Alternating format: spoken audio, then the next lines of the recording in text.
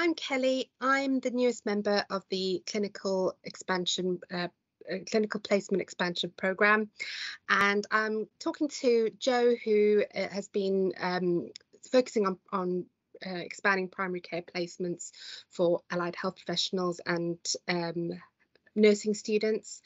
So I was just wanting to find out from Jo a little bit about the process that a practice would go through to become an approved placement provider. So if you don't mind answering some questions for me, Jo, that'd be fantastic. Absolutely fine. So if a practice expresses an interest in becoming an approved placement provider, what is the first step generally? Okay, so if anybody contacts us in any way, then we would arrange to meet with them virtually. So one of the project workers, and for primary care, that's Kelley and myself, would arrange a virtual meeting with whoever in the practice wanted to meet with us, be that the practice manager, the nursing team, any of the AHPs, just to answer any questions they may have and give them a little bit more information about the process. And how much work generally does the practice staff need to put in to the process to become an approved placement provider? So just to say, the whole idea of us as a placement expansion team is to try and make this process as easy as possible for people who are interested and people who want to set up for placements. So it's partnership working between us and the practice and the universities. And yes, it will require some input from the practice. So there'll be some preparation for the practice educators or the nurses who might be overseeing the students that are allocated.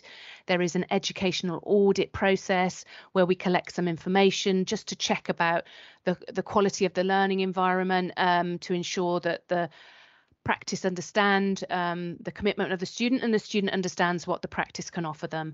But the whole idea of us as a placement expansion team and project workers is to facilitate that process and to help wherever we can. And can you tell me a little bit more about the training available for staff at the practice? Sure.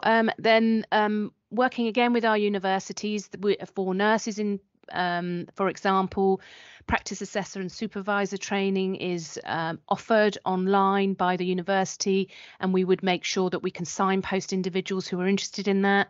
For AHPs, again, we would link with the academic teams to ensure that each of those supervisors, whatever discipline, who oversee a student, understand the requirements of the program, what that student needs to achieve, and what we hope the practice staff can contribute to that. And clearly the student can contribute back the other way in that they can share their knowledge with you. We all learn every day, and can contribute to day-to-day running of clinics or practice activity. Fantastic. So what can practices choose which healthcare students they would like, which discipline, and how many they can take? Absolutely. So at that first meeting, really, we would look at what were they interested in, really. Might it be AHPs, might it be a physio or an OT, or is it nursing students they're interested in, and talk about at what stage of training are they looking at, perhaps first year students who are new to that clinical environment, or more established students who can perhaps work differently, because clearly the levels of supervision will change across a training program. But those decisions are the practices. Brilliant. So which higher education institutions do we work with, and how much involvement would they have with the practices kind of before, during and after the process? Sure.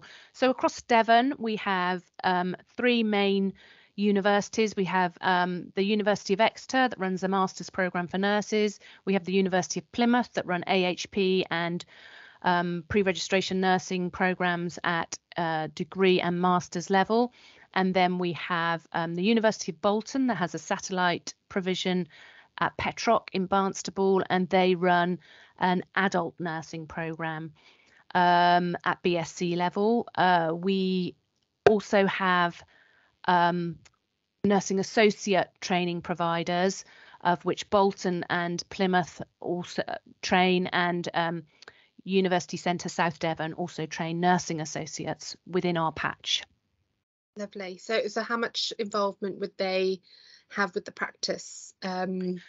So clearly the students are allocated out to the practice. So whilst we will support an individual practice to become an approved placement provider, there will be some ongoing support from us, but their long-term contact then would be with the university. So they will have contact from the university, the student would have contact from their practice tutors or academic assessors, and so there will be ongoing support. So the individual practice can meet with the university before they make a decision. The university will be involved in that audit process and will also be involved in supporting the student and the practice going forward. Brilliant. So it sounds like we as the project workers are kind of like facilitating that relationship between the university and the practices. Absolutely. So you mentioned the education audit. What does that involve and how would the practice prepare for it?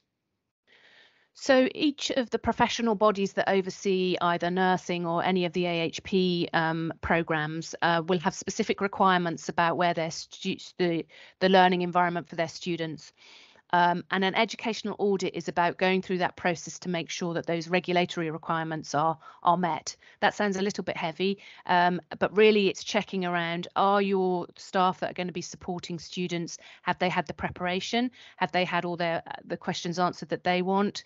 And are they able to support the student going forward? There are some practical aspects to it. Can the student make food? Can they easily get to your venue? Do they need public transport or will they need a car? Do you have policies and procedures in place to protect them as an individual when they work within your premises? So do you have an infection control procedure, for example, or safeguarding, health and safety, all of those things really that are already provided for existing workforces within practices. So we would not be asking individual practices to write new policies. The process of audit is just about collating that information.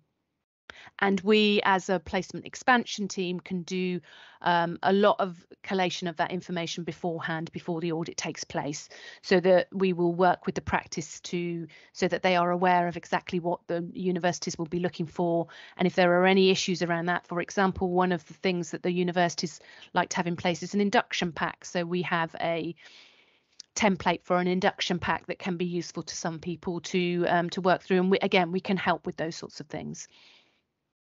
Brilliant. And how long after the practice becomes an approved placement provider will they be likely to be allocated to students? Now that can vary really depending on the time of year that the audit is undertaken and the university that you might be working with, in that different universities send their students out at different times. But during that process leading up to audit, and we will have given that information to the practice, so they will know, for example, if we are auditing around about summertime, that the next placement for one particular university would be in the autumn, so that you would put everything in place, and then they would know the time period within the autumn that they would be allocated a student, and then in advance they would get that information directly from the university. That doesn't actually come from us, so they would know the name of the student. The student would be able to access in advance some information about that practice, for example, what learning opportunities might be there, and can then